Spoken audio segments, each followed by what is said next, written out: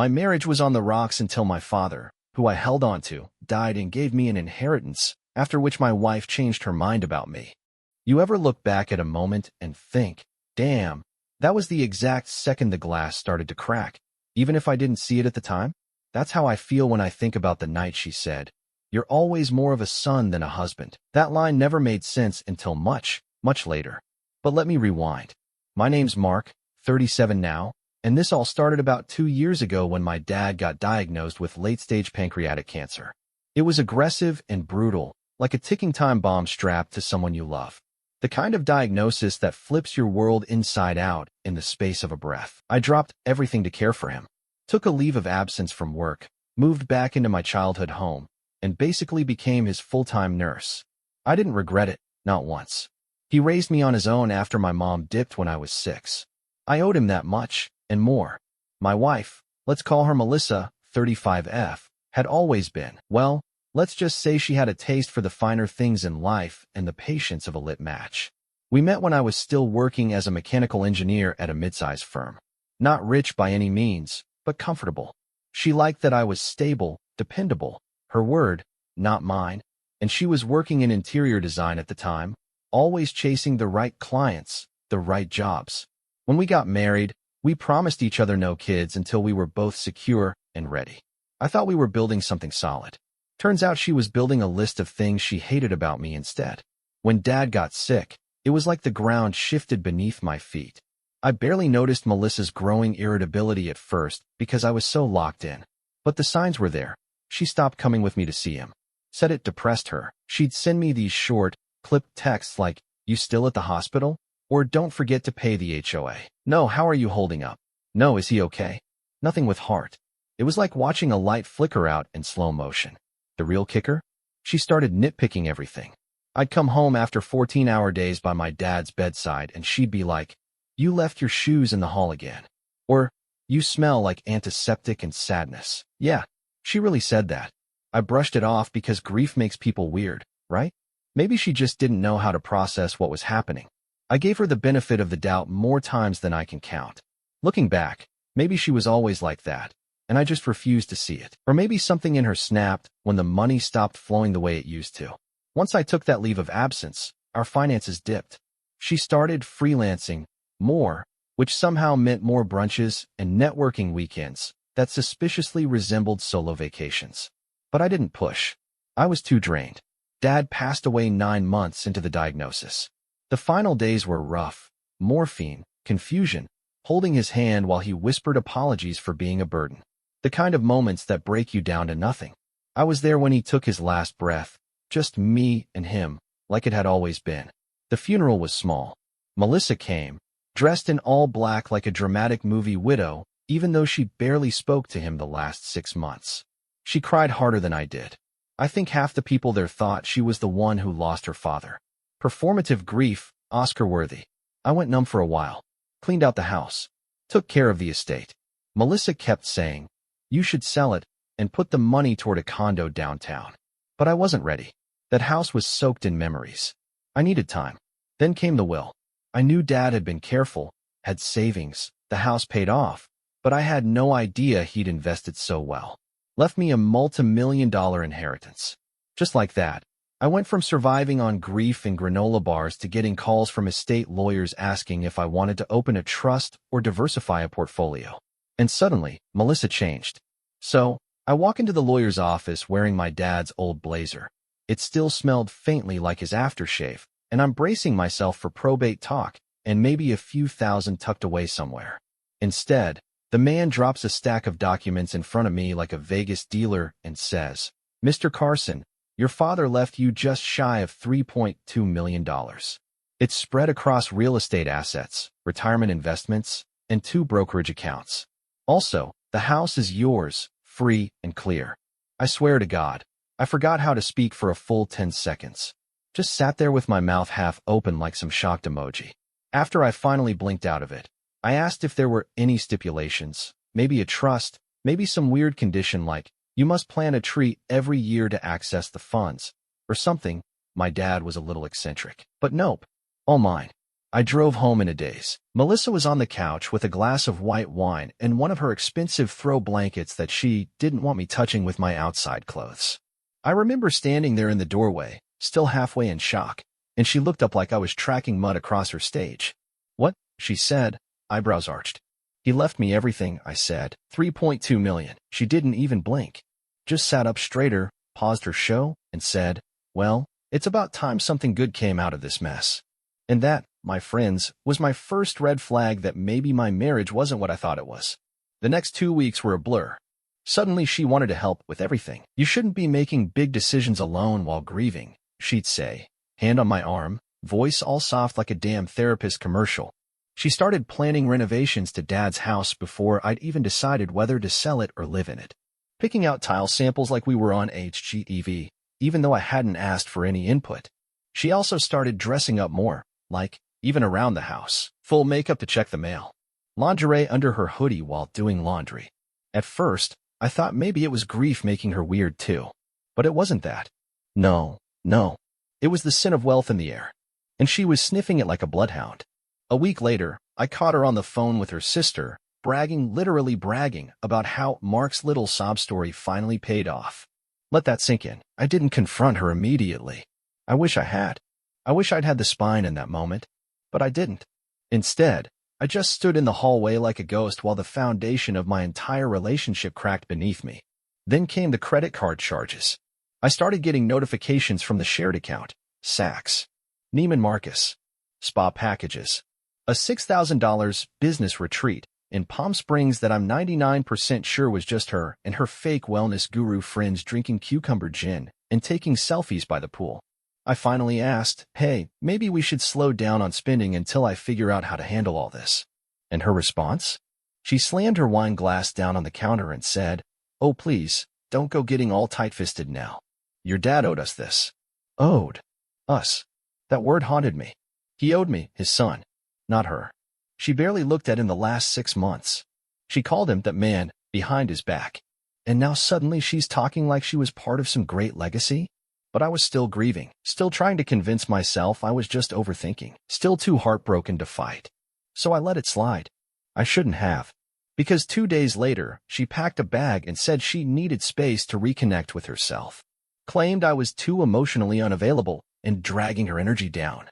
No mention of grief. No mention of the man who basically raised me and was barely in the ground. Just poof. She left.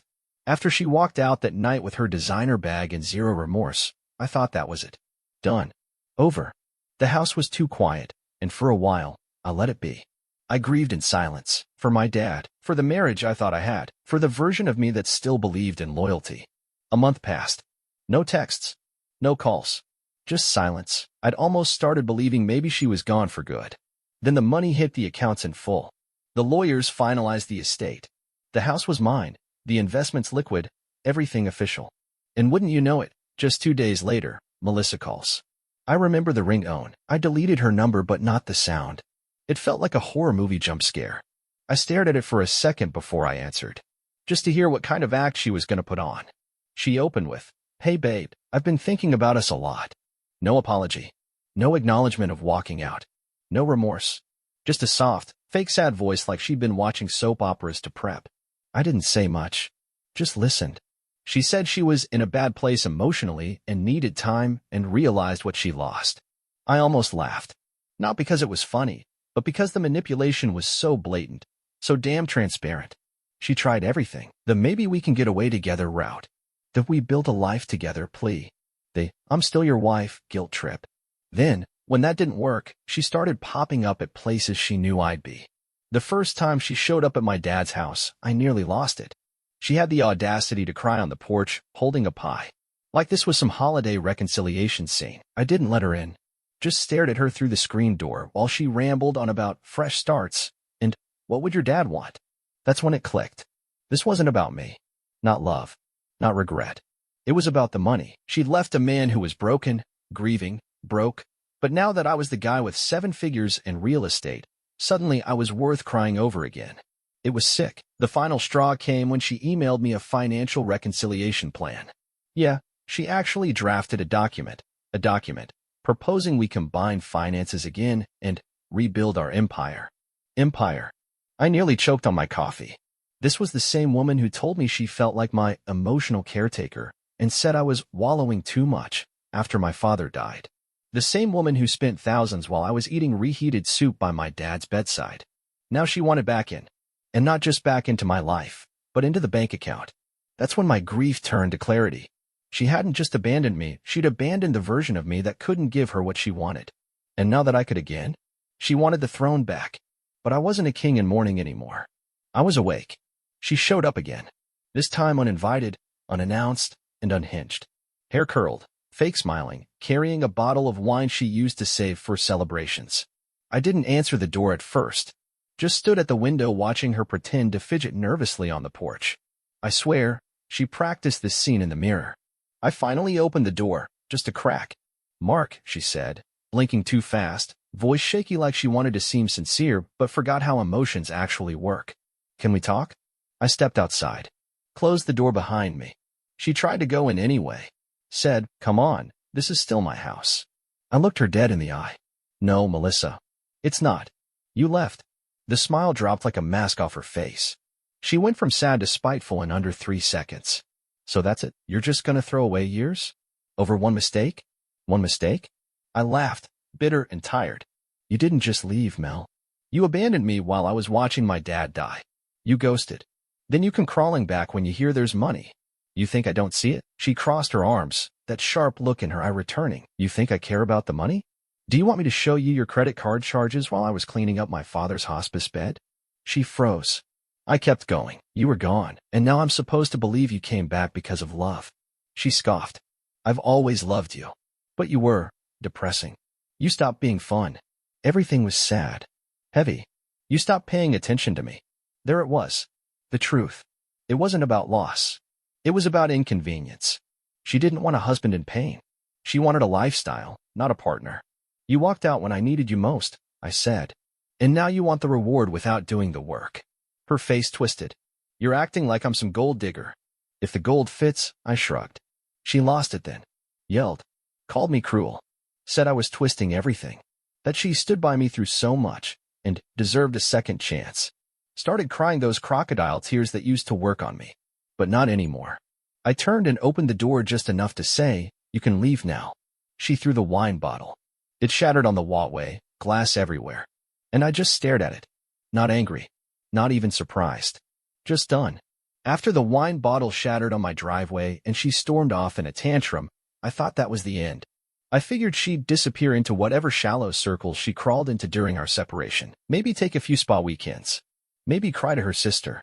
Maybe find another guy with a shiny watch and deeper pockets. But Melissa does not go away quietly. It started small. Texts, mostly. Guilt-flavored messages with a sprinkle of blame. Message 1. I just wanted to talk. You didn't have to be so cold. Message 2. We used to laugh. You remember that? Before everything got dark. Message 3. Maybe your dad passing just broke you. Maybe you need help. I ignored them all. Then the texts turned into emails. Longer. Loopy. Rambling about how the universe was trying to test us. About meant to be. She even quoted our wedding vows in one of them. Said the line about in sickness and in health, like it applied to her watching me go through grief and choosing to walk away because it was bad for her mood. But the part that really spun me was the timing. She knew the inheritance had cleared. I had barely told anyone. And yet, every time a financial detail hit the bank, she somehow knew. That's when I realized she had access to my old emails. I'd never changed the password after we split. Classic mistake. I locked everything down.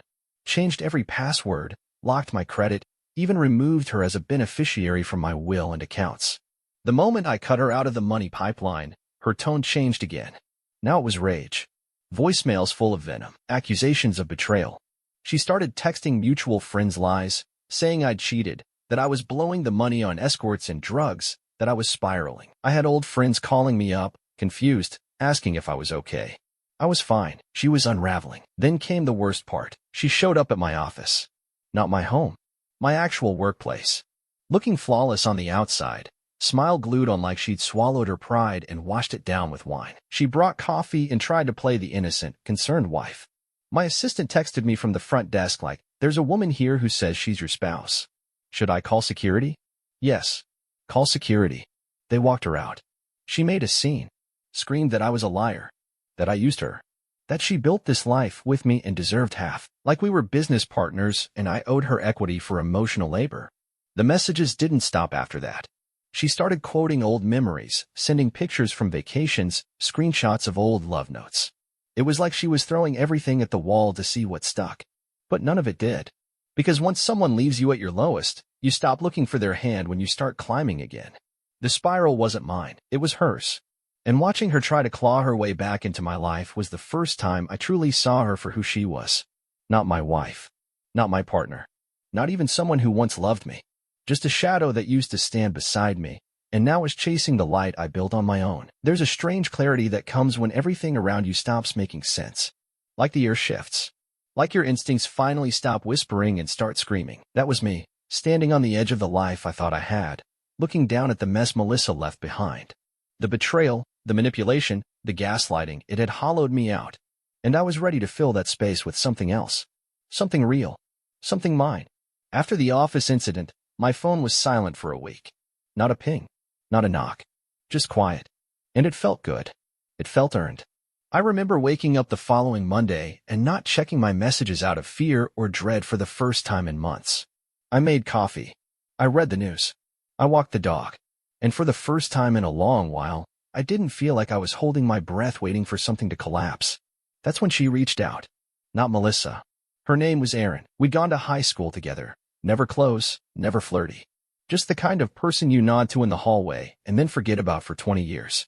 She messaged me on Facebook, of all places, just a simple, "I heard about your dad. I'm so sorry. If you ever want to talk, I've been through something similar." I almost didn't respond.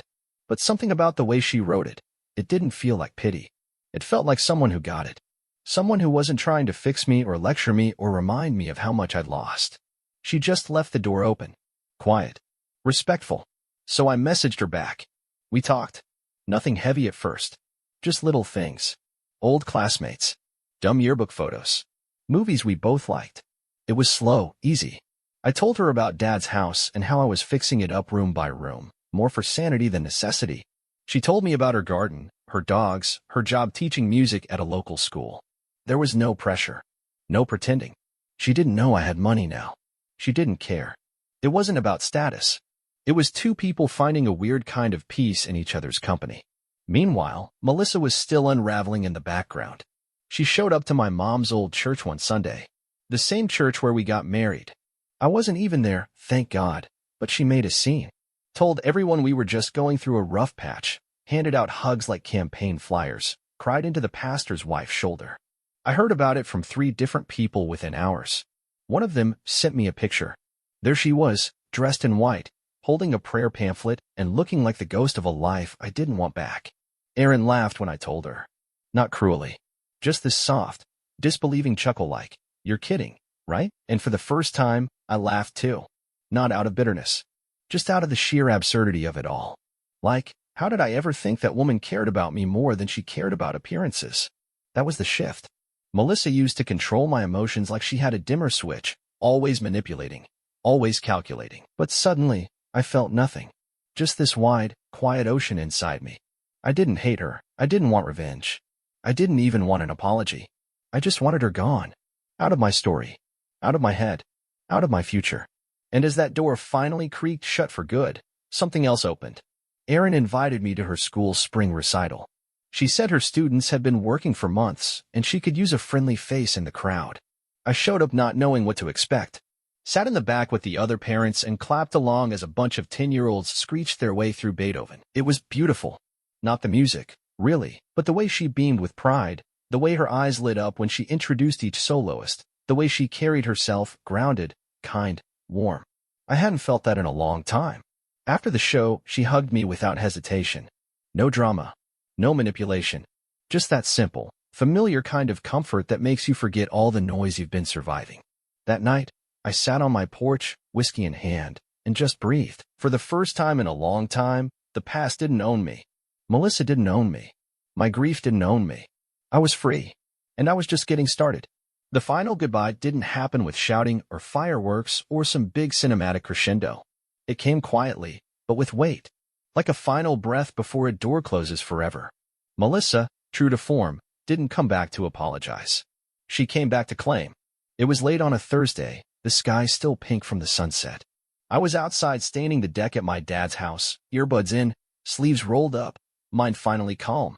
I heard the car pull up before I saw her, black Lexus, her dad's old one that she'd kept for status. She got out like she belonged there, like she was returning to a place that had been waiting for her. I didn't even stop working, just paused my music and said, "What are you doing here?"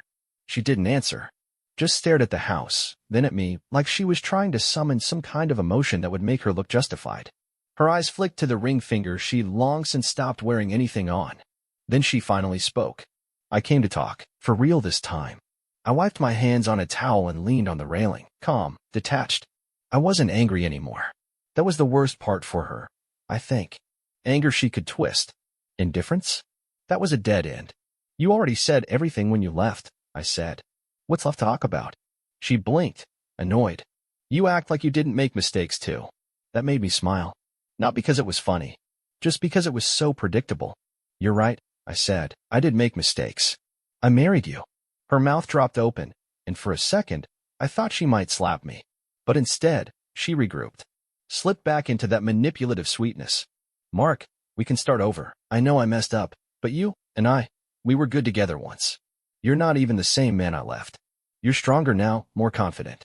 That's the man I always wanted you to be. That was it. That line, the man she always wanted me to be. She didn't want me. She wanted a curated version of me. Polished, passive, wealthy. She didn't want a husband. She wanted a sponsor. So I told her the truth. I'm not the man you left, I said. And thank God for that. The man you left would have let you walk back in without a fight. The man you left would have believed this was love. But I'm not him anymore. I've buried my father. I've buried my old life. I've buried the version of me that needed your approval. She looked stunned. For the first time, really stunned. No act. No tears. I kept going. You walked out when life got real. You wanted the perks, not the partnership. And now that the perks are bigger, you think you can just slide back in? You think money changed me? It did. But not the way you wanted. It made me realize how much of myself I gave to someone who only ever saw me as a stepping stone. Then I walked past her, down the steps, and opened the gate. You can leave now, Melissa. She hesitated. Eyes wide. Jaw clenched. You'll regret this, she said. No, I replied. But you might. She walked back to her car, slower than she needed to. Like she wanted me to stop her. Like she thought I still had something left to give. But I didn't. I watched her drive off, taillights disappearing around the bend. And just like that, she was gone. No more second chances. No more noise. No more pretending. Just me. Free. After Melissa drove away that final time, it felt like the air around me changed, like the last remnants of her energy had finally lifted from the walls of my father's house, from my skin, from the hollowed-out pieces of me she had chipped away at without me even noticing over the years. The silence that followed wasn't empty, it was peaceful. It didn't ache. It didn't sting. It just was, and it felt earned. I spent that first week after the goodbye diving into everything I had put off, not just work or renovations, but the parts of life I had left hanging during the long, slow death of my marriage and the painful months that followed my father's illness. I started waking up earlier, not because I had to, but because I wanted to. I made coffee and actually sat with it on the back deck, listening to the wind, feeling the sun heat my face, and for the first time in years, I didn't check my phone the moment I opened my eyes. I wasn't waiting for someone to need me, or to blame me, or to drain me. I was just there, alive, still, and quietly rebuilding myself piece by piece. I spent hours in the garage sorting through my dad's old tools, his notebooks, his sketches of strange invention ideas he never built but always believed in. I found photos I hadn't seen in years, little scribbled notes he'd left for himself, grocery lists that somehow made me tear up. There was something healing in that space, in the weight of legacy, in the realization that even after death, some people leave behind a presence that comforts instead of haunts. My father was gone, but his love never left the room, and I carried that with me in everything I did.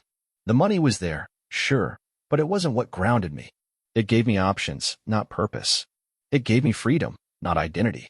What grounded me was the routine I rebuilt, the small victories that came with each completed task, each room I painted, each nail I drove into the wall of that old house that now belonged fully, deeply, to me. I didn't hire crews or decorators or planners. I did it. Me, with my hands, with my time, with my sweat. I kept a radio in the corner of the workshop playing low, always on the same oldie station, because it made the silence feel like a companion instead of an echo. And somewhere in that new rhythm, Erin slipped into my world without force or expectation. She didn't come to fix me. She didn't come to fill a void. She just appeared, slowly, kindly, like sunlight through curtains that had been closed too long. She brought baked bread one Sunday and stayed to talk for hours on the porch. She asked about my dad, not to pry, but because she wanted to know the man who had shaped the man she saw now. She laughed at the same jokes I thought were only funny in my head. She listened without interrupting, and when she spoke, it was with a kind of stillness I hadn't realized I'd been craving. There were no fireworks, no rush of lust or urgent declarations of love. Just steadiness, presence, and after everything I'd been through, after years of walking on eggshells, after being measured and found lacking, after loving someone who only knew how to take, this gentle unfolding felt like a revolution.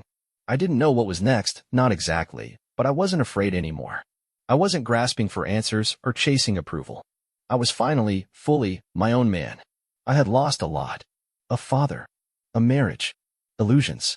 But I had gained more peace, clarity, control, and the space to begin again without compromise. And I was just getting started. The truth is, before all of this, before the diagnosis, before the betrayal, before the money I never expected to inherit, I was a man defined by service, by structure, by keeping things smooth and conflict-free. The type who learned to keep the peace even when it cost me pieces of myself, because somewhere along the way I had absorbed the idea that to be dependable meant to be silent, to never complain, to carry burdens without letting them spill. And that version of me had carried my father through his final months, had watched his hands grow weak, had held the oxygen mask against his face when his breath started failing, had done it all without asking for help because I thought strength meant isolation. But grief does not just take. It reveals.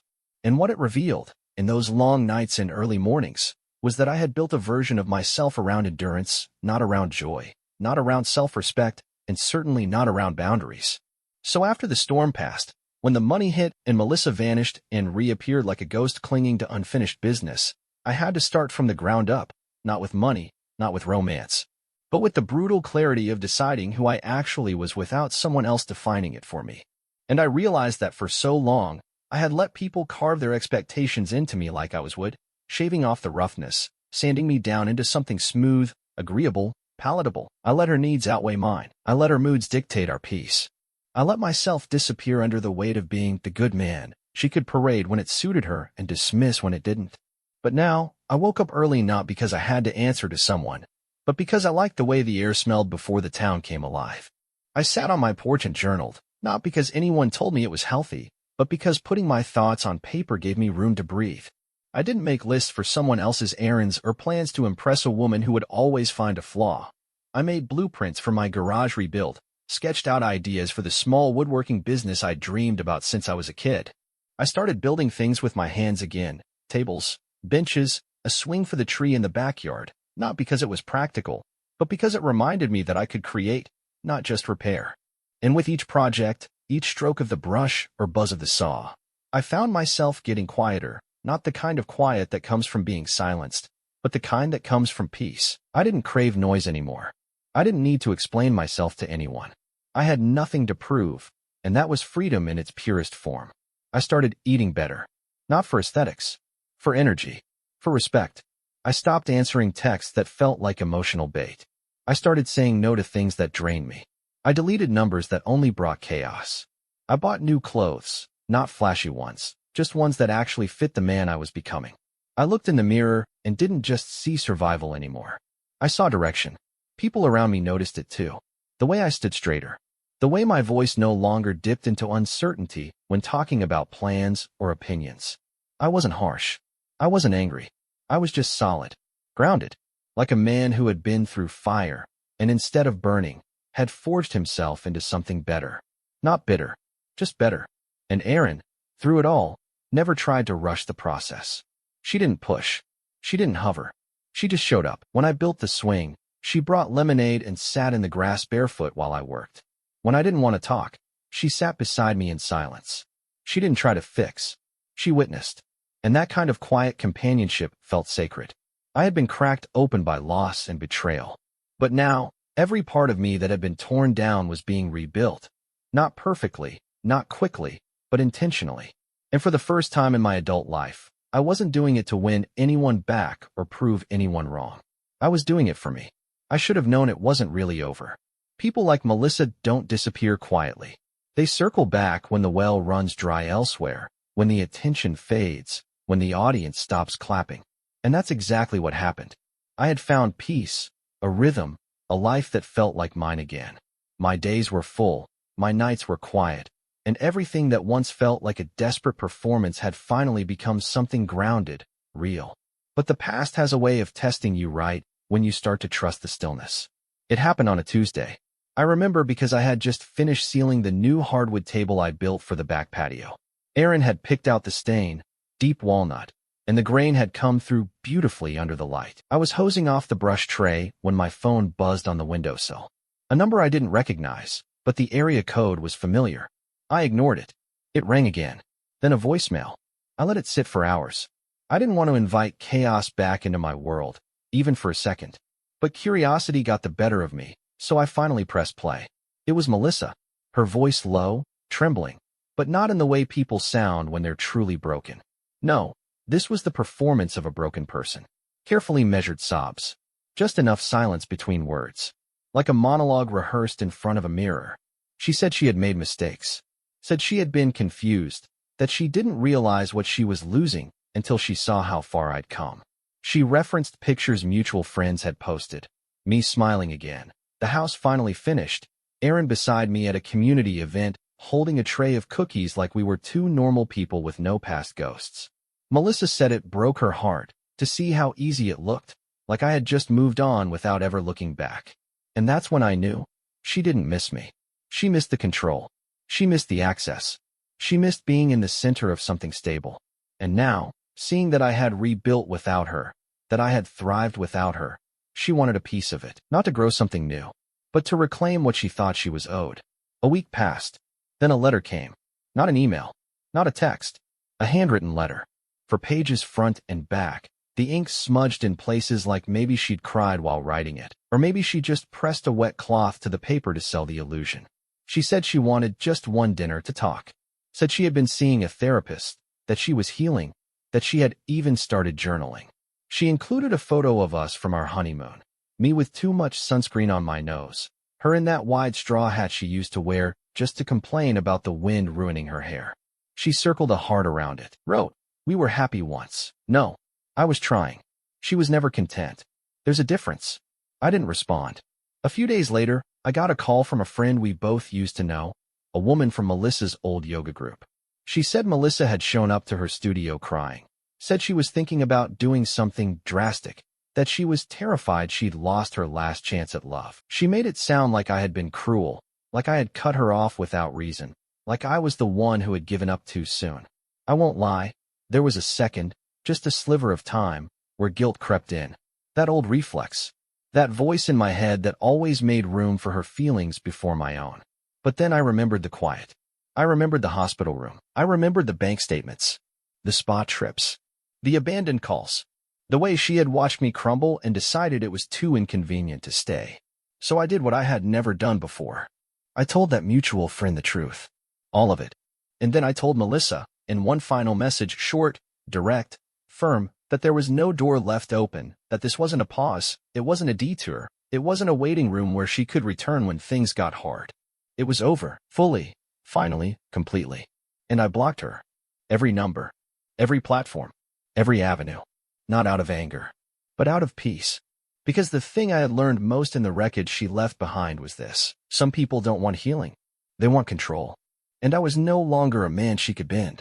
When you finally burn something down completely, when there's nothing left to salvage, no charred photos, no broken furniture, no lingering scent of someone who once shared your bed but never shared your burden, you get this eerie kind of quiet that doesn't feel like silence. It feels like release.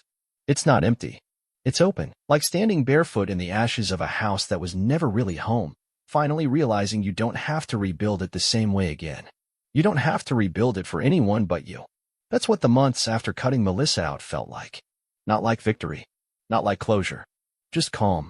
And unburdening, so complete it was almost uncomfortable at first, Like my body had gotten used to carrying an extra 50 pounds of stress and now couldn't quite believe it was allowed to rest. But it did. Slowly. Naturally. And in that rest, I started to breathe differently. I didn't wake up anxious anymore, didn't reach for my phone with dread in my chest, didn't scan messages for passive-aggressive digs or false apologies disguised as concern. I just lived. And it was beautifully, almost suspiciously, quiet. I worked with my hands more. Built shelves for Aaron's classroom out of old cedar that smelled like every memory of my dad's garage. Planted trees around the edge of the yard, oaks and maples that would outlive me, not for decoration but for legacy, for the idea that something could grow tall and strong because no one was cutting it down for their own comfort. I took long drives through the back roads without a destination, just to feel the hum of the tires and the wind against my window. No one next to me asking where we were going or why it was taking so long. Even my reflection changed. I looked older, but in the right way. Not worn down. Settled. There was a steadiness in my posture that hadn't been there before, a slowness in my speech. I no longer felt the need to fill silences or explain my piece to people who hadn't earned the right to question it. I didn't check in with people who vanished when my world cracked. I didn't miss the social circles that disappeared when I stopped paying for dinners and started saying no. I wasn't bitter. I was just done performing. And then there was Erin, always steady, always present, never asking me to be more than I was, never asking me to shrink so she could shine. She came over one weekend with a basket of small herbs she'd started growing from seed, basil, rosemary, lavender, and we spent the afternoon building a raised bed by the kitchen window. It wasn't romantic. It wasn't cinematic. It was just easy. And that was the most precious thing about it. Easy didn't mean boring. Easy meant safe. Easy meant earned. She smiled without expecting anything in return. She listened without waiting for her turn to talk. And she saw the man I had become, not the man I used to be, not the man who bent himself backward for someone who only saw him as a step tool. She never asked about Melissa, not directly. She didn't need to. She understood in the quiet ways. In the way she never pried. In the way she left space for my past without making it a requirement for connection. That kind of grace is rare. And I held it close. The house changed too.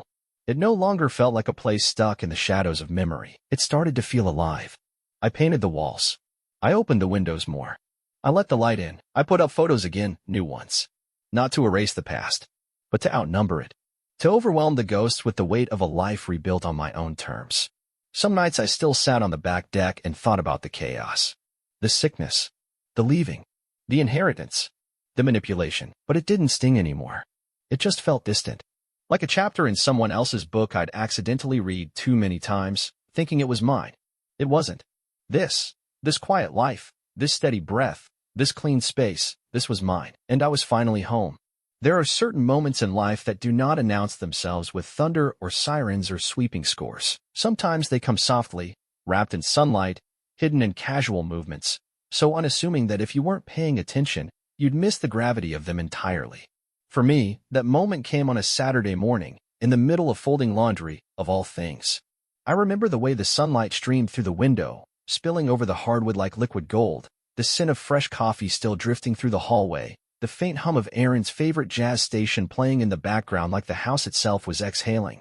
I was folding a blanket, blue, thick, one I had bought during the worst of winter when the nights were long and the silence unbearable. Now it felt warm in a different way, lived in, soft with memory instead of mourning. She came into the room barefoot, hair still damp from the shower, wearing one of my old flannels like she had always belonged in it. She wasn't trying to be beautiful, and yet she was, in the quietest, most unforced way. The way people are when they don't know they're being watched.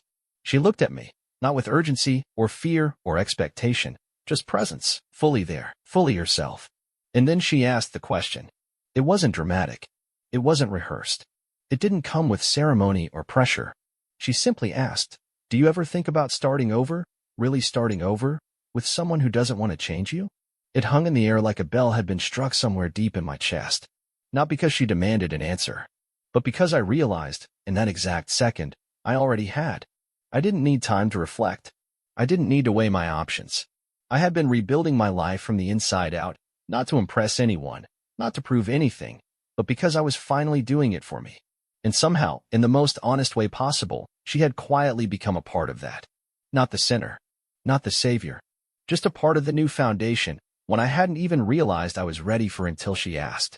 That question changed everything. Not because it altered my plans, but because it revealed how far I'd come. There was a time not long ago when the idea of starting over would have terrified me, when I was still wrapped in the idea that love had to be complicated to be real, that peace was something you fought for, not something you chose. But now? Now I knew better. Now I knew that starting over wasn't a failure. It was a privilege. It was an act of courage. And most of all, it was a choice. That question didn't lead to a ring or a dramatic speech or some whirlwind declaration. It led to stillness, to a shared look, to the kind of smile that speaks louder than words ever could. It led to a porch night with 2 glasses of wine and no need to say anything more. It led to long walks with no particular destination. It led to her head on my chest while we listened to the rain and didn't fill the silence with anything but our breath. It led to peace. And more than anything, it led to the realization that the version of me who once begged for love in quiet desperation, who waited for the scraps of someone else's attention, who measured his worth by how much pain he could tolerate, that man was gone. I had been remade. Not in fire, but in stillness. Not through someone else's approval, but through my own refusal to settle for less ever again. And in that moment, standing in my living room, folding laundry with sunlight on my face and peace in my chest, I realized I wasn't starting over at all. I was finally starting right. Peace, I've learned, isn't a permanent state. It's not something you achieve and then hold on to like a trophy. It's something you choose over and over again, especially when the past tries to claw its way back into the room. And it will. Not because it still owns you, but because it hates the fact that it doesn't. That's what happened to me. I had moved on, not just in the physical sense, but spiritually, emotionally. I was whole again. I wasn't perfect, but I was present, grounded. And for the first time in years, I was truly living for myself, not just surviving for someone else. But peace invites its own kind of disruption. Not chaos this time, but temptation. Temptation to re-engage. To explain. To prove you've changed. The past doesn't always show up in the form of the people who hurt you. It shows up in the reactions they trained into you. And that's what I felt the day I saw her name again. Not in my inbox. Not on my phone. But in the form of a registered letter delivered to my door. It sat there on my kitchen counter for 2 hours before I touched it.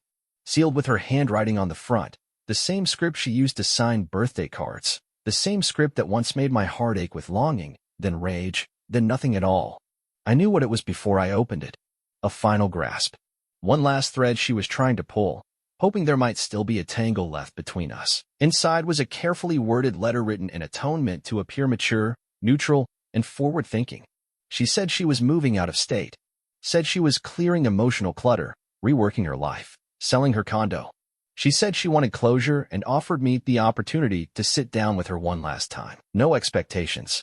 Just a moment of respectful reflection. It was manipulative, dressed up in therapy speak and written with just enough restraint to avoid sounding like a plea. But I could see the real intent behind every line. She hadn't gotten the final word, and that was eating at her. She hadn't left a mark on the new life I had built, and that haunted her. She wanted one last chance to tether herself to my story, even if just as a footnote. But there are no footnotes in freedom. I didn't respond. I didn't acknowledge it. I didn't rage or cry or send it back with a red pen correction. I didn't need to. Because when you've truly moved on, silence is not avoidance, it's a boundary. It's the space where your healing lives untouched. And I had no interest in opening a door I'd already bricked shut. Still, the letter sat on the counter for a day, maybe 2, before I burned it in the fire pit out back. Not out of spite, not out of drama, but out of ritual. I watched the paper curl, watched the ink darken and turn to smoke, and I didn't think about what she'd written. I thought about who I had become in spite of it. Not because of her, but after her. And in that moment, something loosened in my chest. Something final. I looked around my yard, the trees I planted, the swing I built, the tools lined up in the garage, the smell of rosemary from the kitchen window, the sound of Aaron humming quietly from the porch, and I realized I hadn't just moved on. I had risen. There will always be echoes, pieces of the past that rattle when the wind changes. But they don't own me. Not anymore. I don't chase closure. I don't reopen wounds just because someone asks nicely.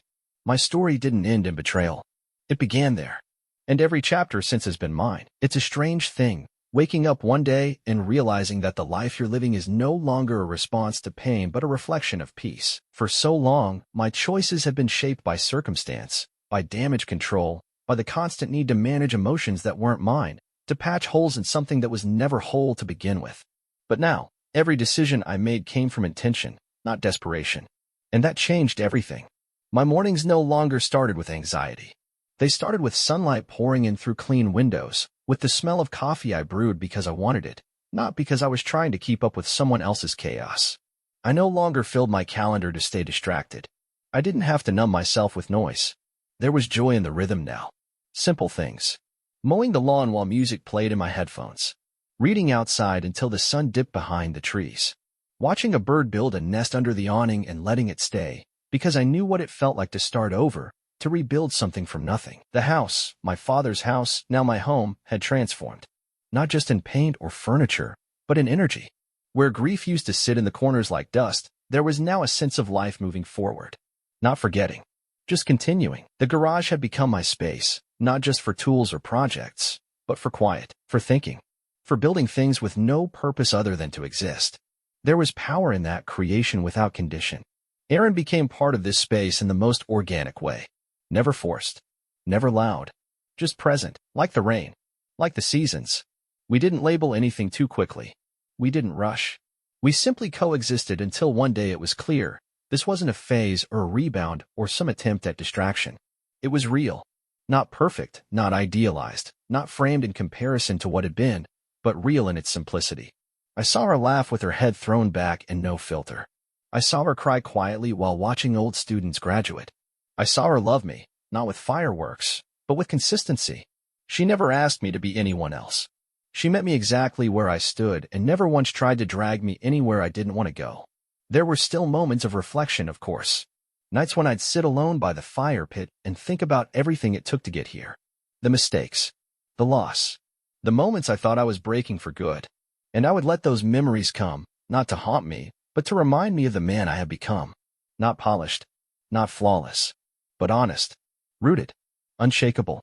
Sometimes, Aaron would join me on those nights, and we'd sit in silence together, watching the embers glow, saying nothing, needing nothing. Other times, she'd fall asleep inside with a book open on her chest, the dog curled at her feet, and I'd stand in the doorway for a minute just watching, grateful, not in a loud, cinematic way, but in that deep, chest-heavy way where you don't need to say anything out loud because your entire body feels it. This was the life I chose. Not the one that happened to me. Not the one I tolerated. The one I built. The money my father left me gave me freedom, yes. But the lessons came from the loss, from the betrayal, from the rebuilding, and more than anything, they came from the stillness that followed. I didn't owe anyone explanations. I didn't need permission to live peacefully. I didn't have to prove I was over anything. I just had to live like a man who finally remembered how. And that's exactly what I was doing. There's something sacred about arriving at a place in your life and realizing you didn't run. You didn't burn it down on the way out. You didn't self-destruct when everything hurt. You stayed. You stood in the wreckage, dug through the ashes with your own hands, and planted something new in the soil of your worst days. That's what I had done. And this life I now lived, was the quiet reward for refusing to leave myself behind. I used to think survival was enough. Just making it through, one day to the next, without falling apart. But now I knew better. Survival was the starting line. What came after was the real work. The living. The rebuilding. The choosing. Not once, but every single day. And I had chosen differently this time. I chose boundaries without guilt. I chose peace over performance. I chose slowness, silence, softness. I chose a home filled with laughter that didn't echo off resentment. I chose a woman who never once asked me to dim my light to make hers brighter. I chose to let go of the version of love that felt like drowning with a smile plastered on my face. I chose truth, even when it was uncomfortable. Especially then. The man I am now is not the man who got married in blind hope, who watched his father fade with pain in his heart and no help by his side, who got left behind when he needed someone most. That man had to be torn down to make space for this one. The one who takes his time. The one who sees red flags and walks away instead of trying to fix them. The one who honors grief and doesn't rush healing. The one who doesn't chase closure because he already is closure. He's the ending and the beginning, the lesson and the proof. Sometimes I walk the perimeter of the house and run my fingers along the fence I rebuilt. It's not just wood. It's a symbol. A line that says, this is mine. This space, this peace, this life. Not in a selfish way. In a sacred way. In a way that says, I've bled enough to know what's worth protecting. I never reached out to Melissa again. She faded, as people do when you stop giving them fuel. I don't wonder what she's doing. I don't check. The past is not a window I look through anymore. It's a wall I built something beautiful against. Every scar, every silence, every sleepless night, it shaped me, but it does not define me. What defines me now is that I stayed. I stayed through the grief. I stayed through the loneliness. I stayed through the lies and the loss and the fear. And I found something waiting on the other side that wasn't loud or flashy or dramatic. It was just true. And that is the kind of life I will keep choosing. Every day. With both hands. With no apologies. Because the man I am now is no longer chasing love. He's living in it. And that's more than enough.